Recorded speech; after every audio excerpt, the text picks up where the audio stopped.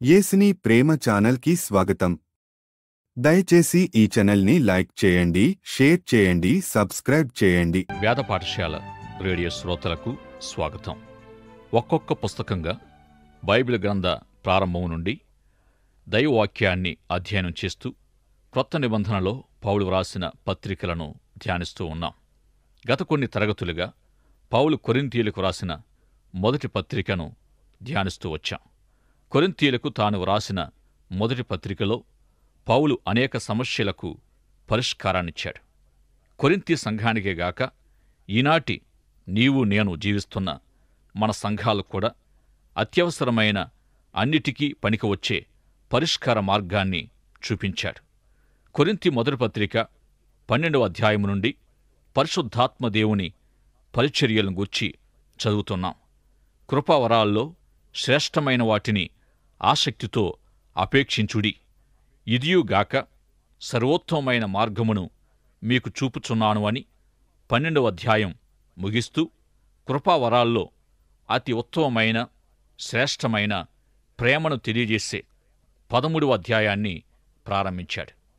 మనుషుల భాషలతోనూ దేవదూతల భాషలతోనూ నేను మాటలాడినను ప్రేమలేనివాడనైతే మ్రోగెడు కంచును గణగణలాడు తాళమునయుందును.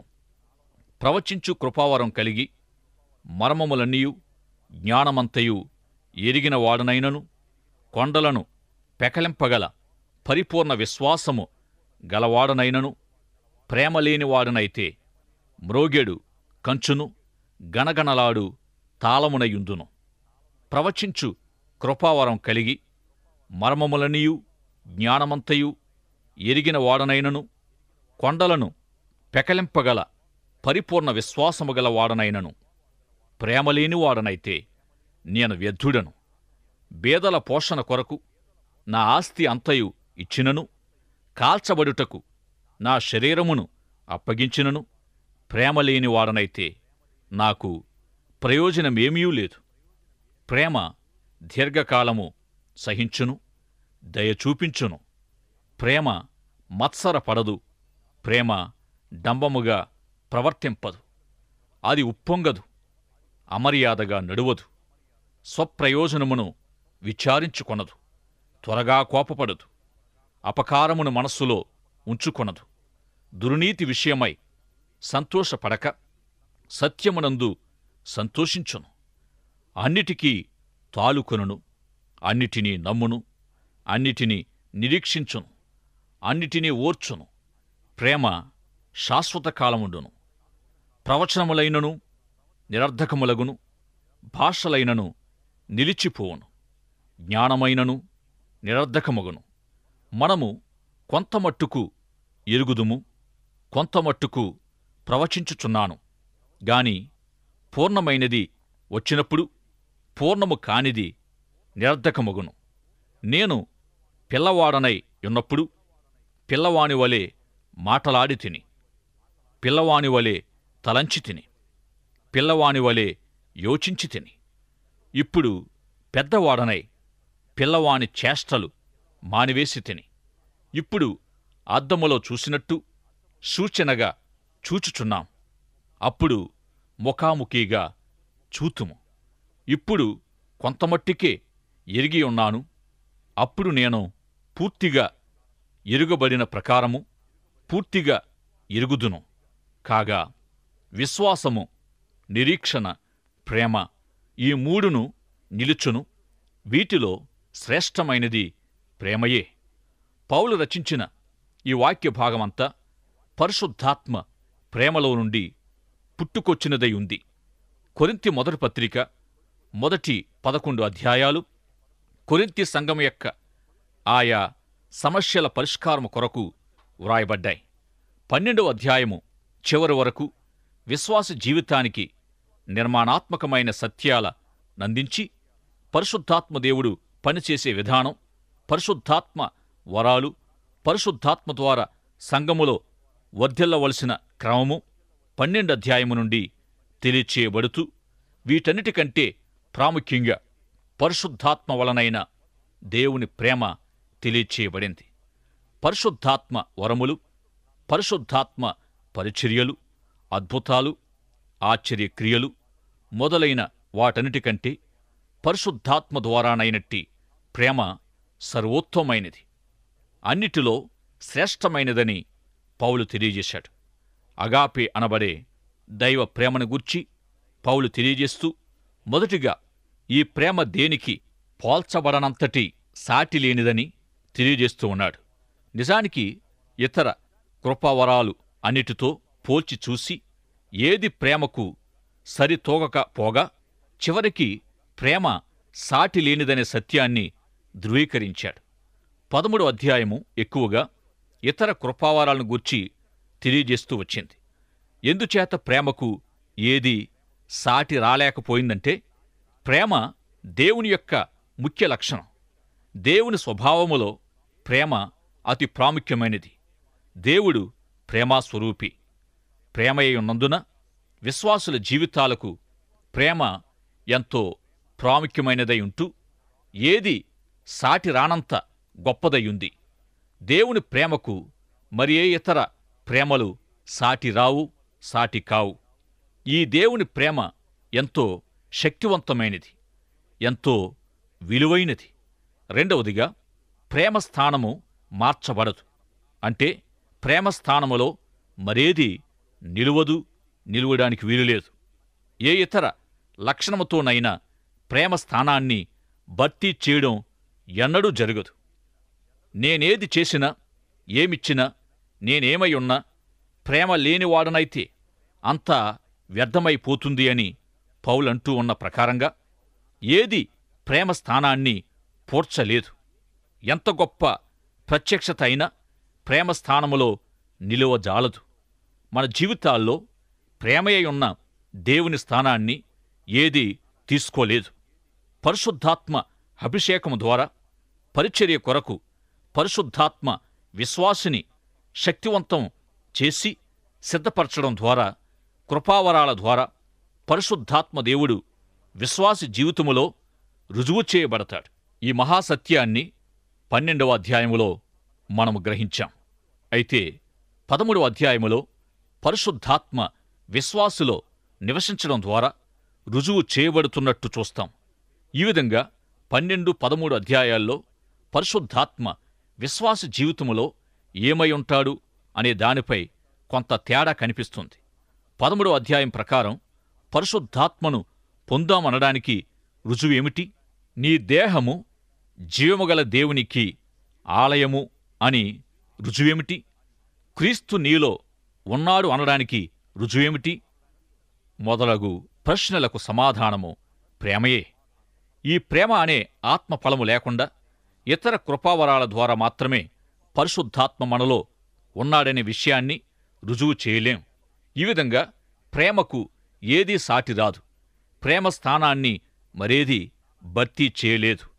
పరిశుద్ధాత్మచే ప్రేరేపించబడిన పౌలు మనస్సులో నుండి మరియు ప్రేమ యొక్క మంచి లక్షణాల ద్వారా ఈ సందేశము మనకు అందించబడుతూ ఉంది. 4వ వచనము నుండి 7వ వచనం వరకు ప్రేమ లక్షణాలు పండ్ల గుత్తుల్లా కనిపిస్తున్నాయి. ప్రేమ ప్రాముఖ్యతను అర్థం చేసుకోగోరినట్లయితే మనము ఈ ప్రేమ పండ్ల గుత్తి వైపుకు మనం చూడాలి. అనిర్వచనీయమైన ఇట్టి దైవ ప్రేమ ఒకానొక తర్జుమాలో ఈ విధంగా వర్ణించబడింది.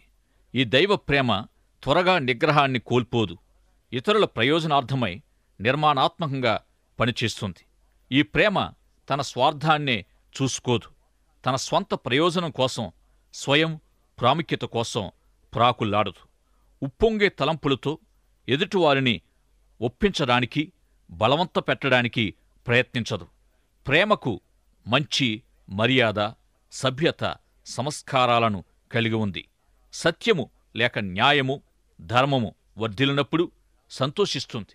ఇతరుల చెడుగు, పాపాన్ని బట్టి సంతోషించదు. అట్టివారిపై అతిశయించదు. ఈ ప్రేమ యొక్క సహనానికి, నమ్మకానికి అంతులేదు. దాని నిరీక్షణ తగ్గిపోదు. ఇక ఇతర కృపావరాలు అంటే పరలోక భాషలైనా ఆగిపోతాయి. జ్ఞానమైన దాని ప్రాముఖ్యతను కోల్పోతుంది. విశ్వాసము, దాతృత్వము, దయాగుణము, త్యాగ నిరతి ఇవన్నీ అమలుపరచబడి, నెరవేర్చబడి చిట్టచివరికి వీటి అవసరత లేని స్థితి ఏర్పడుతుంది.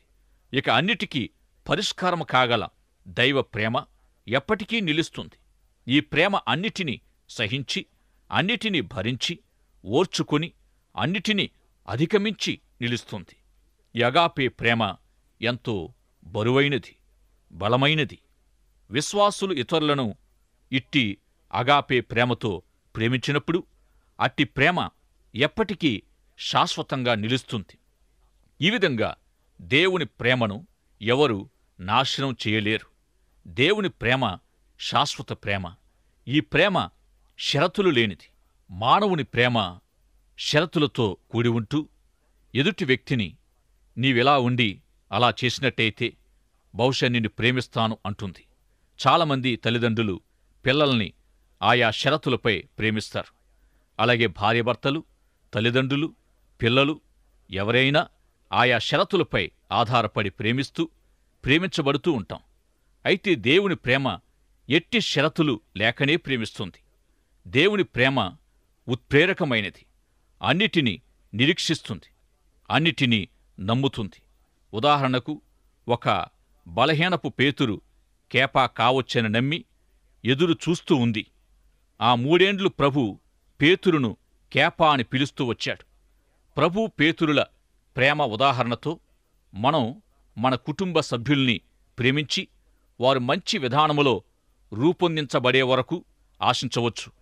మీ భర్త లేక భార్య, బిడ్డలు గొప్ప వైఫల్యముతో నిండి ఉన్నప్పటికీ అగాపే ప్రేమ నమూనాలో మంచిని కోరవచ్చు. మనము ప్రేమించడములో తప్పిపోతూ ఉంటాం, కాని దేవుని ప్రేమ ఎన్నడూ తప్పిపోదు.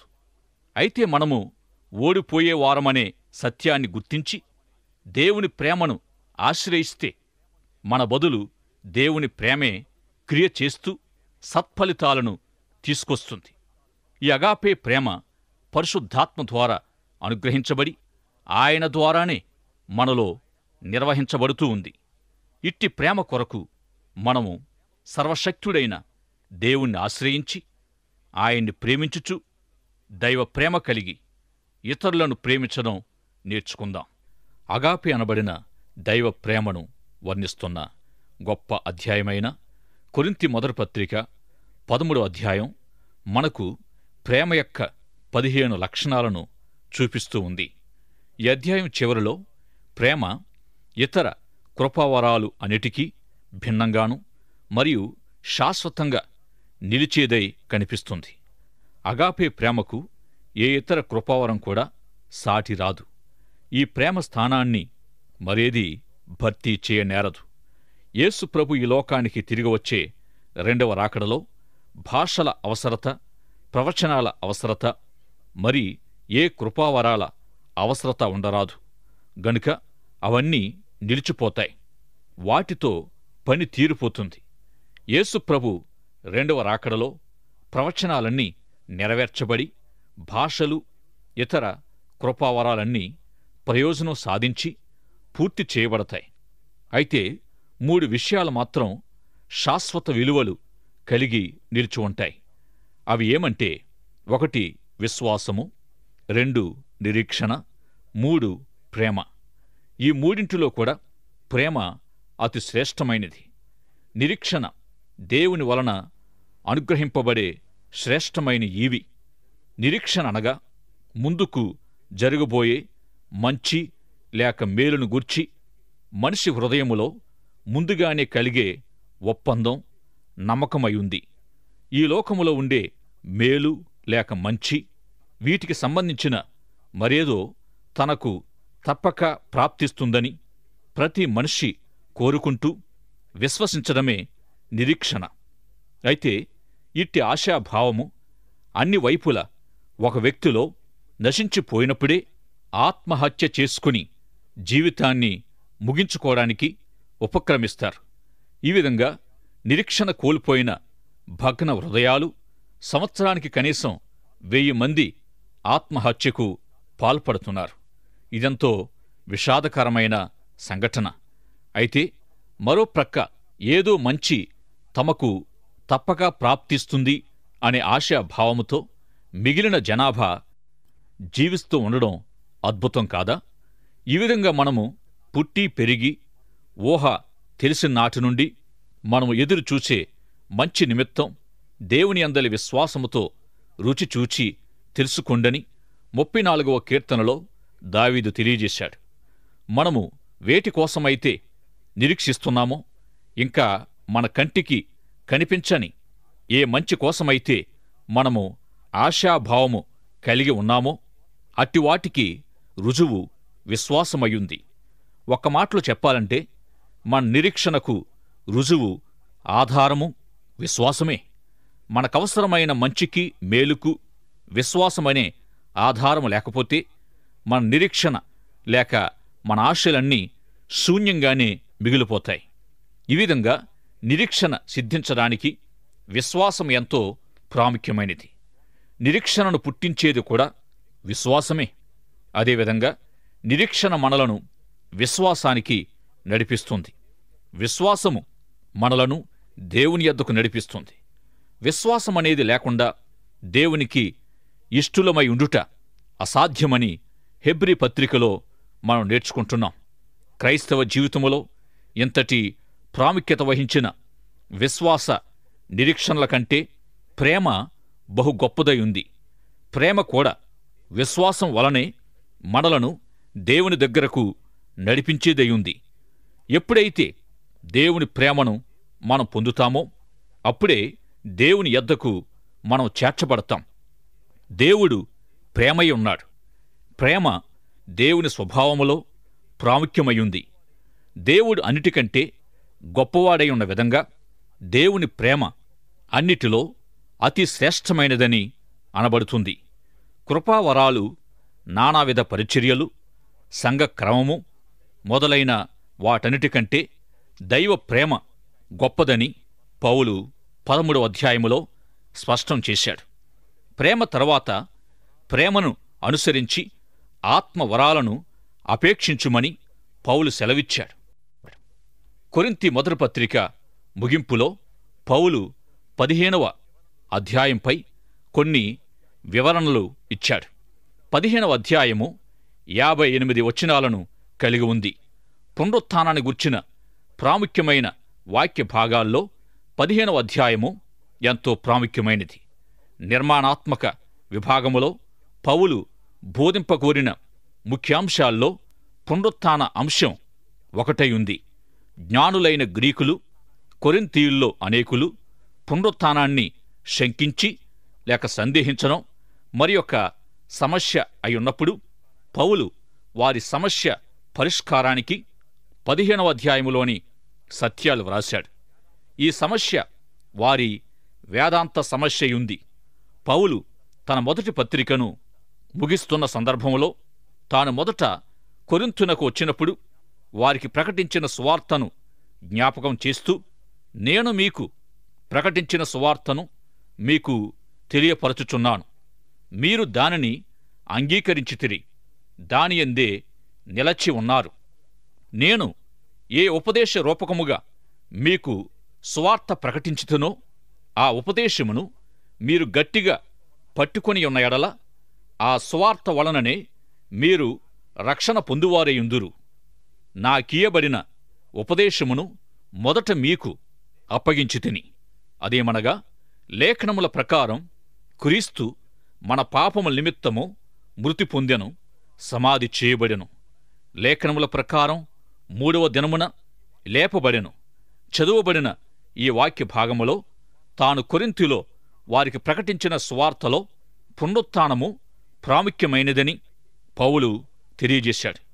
అయితే పౌలు ప్రకటనలో తెలియజేసిన పునరుత్థాన సత్యాలు వారిలో అనేకులు ఎరుగకుండా ఉన్నారు. యేసుక్రీస్తు సువార్తంటే ఏమిటి అనే ప్రశ్నకు సమాధానం అనేకులకు తెలియని కారణంగా సువార్త ప్రకటించుమనే ప్రభు ఆజ్ఞను నెరవేర్చలేనివారుగా అనేకులుంటూ ఉన్నారు. సువార్తను గూర్చి పూర్తిగా తెలియనివారు ఏ విధంగా ప్రకటించగలరు? సువార్తంటే ఏమిటి అనే ప్రశ్న 2 సత్యాలతో కూడిన సమాధానాన్ని కలిగి ఉంది. మొదటి ప్రశ్న, లేఖనముల ప్రకారం క్రీస్తు మన పాపముల నిమిత్తము మృతి పొందెను. రెండవ సత్యం లేఖనముల ప్రకారము మూడవ దినమున లేపబడెను. ఈ రెండింటిలో మొదటి సత్యాన్ని అంగీకరించినప్పుడు కలిగే ఫలితం పాపక్షమాపణ. రెండవ సత్యాన్ని అంగీకరించినప్పుడు కలిగే ఫలితం పునరుత్థాన ప్రభుతోటి సహవాసమయుంది. యేసుక్రీస్తు సువార్తలో పునరుత్థానము ముఖ్య స్థానములో ఉండగా, క్రీస్తు పునరుత్థానము లేదని మరణించిన విశ్వాసులు లేపబడరని మీరెట్లు చెప్పగలరని వారిని ప్రశ్నిస్తూ ఉన్నాడు. యేసుప్రభు మరణించి తిరిగి లేచిన సత్యం ప్రపంచ న్యాయస్థానాల్లో ఎక్కడైనా సరే రుజువు పరచగలిగితే అనేక సాక్ష్యాధారాలను వారి ఎదుటికి తీసుకొచ్చాడు.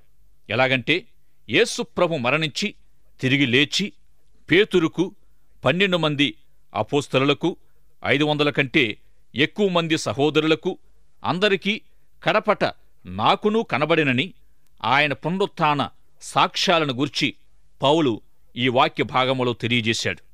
పునరుత్థానము లేదనడం, పునరుత్థానాన్ని అనుమానించడం ఒకటే వారి సమస్య కాదుగాని, మృతులు ప్రభువులో విశ్వసించిన వారు లేపబడతారనే ప్రభు బోధను కూడా వారు అపహసించారు. ఒకానొక దినాన్న మరణించిన విశ్వాసి లేపబడతాడనేదే కొరింథీ మొదటి పత్రిక 15వ అధ్యాయం యొక్క ముఖ్యాంశం కాగలదు. మరణించిన ప్రభు బిడ్డలందరూ పునరుత్థానానికి రుజువుగా లేక ప్రథమ ఫలంగా క్రీస్తు మృతులలో నుండి లేపబడ్డాడు. విశ్వాసులు లేపబడకపోయినట్లయితే క్రీస్తు కూడా లేపబడనట్లే. క్రీస్తు లేపబడనివాడైతే క్రీస్తునందలి విశ్వాసులు కూడా నశించిన వారై ఉంటారు. క్రీస్తు పునరుత్థానాన్ని సందేహించిన వారికి పౌలు పునరుత్థానాన్ని ఎంతో తేటగా విపులీకరించాడు. క్రీస్తు పునరుత్థానము సత్యమయుంది. క్రీస్తు శిలువ మరణము పాపిని రక్షించగలదయుంది. పునరుత్థానములో యేసుక్రీస్తు దేవుడిగా రుజువు చేయబడ్డాడు. ఆయన శిలువ మరణం పాపిని రక్షిస్తుంది. ఆయన పునరుత్థానం రక్షించబడిన వారి రక్షణను ధృవపరుస్తుంది. ఈ విధంగా మరణము నుండి లేపబడే వారికి క్రీస్తు ప్రథమ ఫలమయున్నాడు.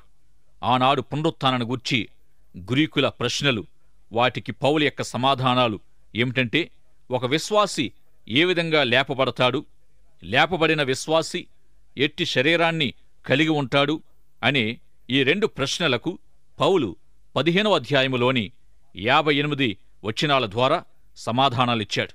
ముందుగా ఈ సత్యాన్ని గ్రహించలేని వారిని పౌలు అవివేకీ అని సంబోధించాడు. ఒక విత్తనాన్ని తీసుకొని భూమిలో నాటినప్పుడు అది లోపల ఏ విధమైన పని జరిగిస్తుందో మనకు కనిపించదు. అయితే దాని నుండి కలిగే ఫలం మాత్రం మనకు కనిపిస్తుంది. ఆ విత్తనము దాని రకాన్ని బట్టి అందమైన పువ్వునో లేక పండునో ఉత్పత్తి చేస్తుంది. విత్తనము భూమిలో పడినప్పుడు మొదట భూమిలో క్షీణించిన తర్వాత దాని ఫలాన్ని పైకి తెస్తుంది. అలాగే విశ్వాసి దేహము భూమిలో పడిన తరువాత దాన్ని మహిమ శరీరంగా తిరిగి లేపగల శక్తిని దేవుడు కలిగి ఉన్నాడు. నక్షత్రాలకు, గ్రహాలకు, పశుపక్షాదులకు, ఆయా ప్రాణులకు వాటి వాటి దేహాలను అమర్చింది దేవుడే. విశ్వాసి మరణించినప్పుడు పాతి పెట్టడం కాక మరి ఒక దేహాన్ని పొందేందుకు ఒక విత్తనంగా భూమిలో నాటబడుతూ ఉన్నాడు అనే సత్యాన్ని గ్రహించాలి. ఈ విధంగా దేవుని చిత్తప్రకారము మరణించిన విశ్వాసులు మహిమ దేహాలను పొందే అనుభవం ముందుంది. రక్తమాంసాలు దేవుని రాజ్యాన్ని స్వతంత్రించుకోనేరవు. క్షయత అక్షయతను స్వతంత్రించుకొనదు. ప్రస్తుతం ఉన్న ఈ మంటి దేహాలతో ఉన్నపాటున ఎవరూ పరలోకం చేరరు.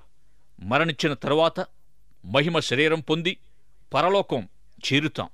క్షయమైన ఈ దేహాలతో అద్భుతం జరిగించేది దేవుడే. దేవుడు జరిగించే అద్భుతం పునరుత్థానమే.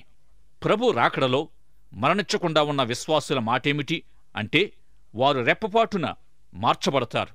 నిత్య జీవం కొరకు వారు శక్తితో నింపబడి మార్పునొందుతారు. మృతులు పునరుత్థానము చెందుతారు. సజీవులు మహిమశక్తితో మార్చబడతారు. ఈ దేహాలతో పునరుత్థాన స్థితిని సరాసరి పొందలేం గనుక మహిమలో మార్చబడతాం. గనుక మీ ప్రయాసము వ్యర్థము కాదని ఎరిగి స్త్రీలను కదలని వారై ప్రభు పని అభివృద్ధి కొరకు ఎప్పటికీ ఆసక్తులయుండుడి. దైవాశీస్సులు. ఆమెన్. దయచేసి ఈ ఛానల్ని లైక్ చేయండి, షేర్ చేయండి, సబ్స్క్రైబ్ చేయండి.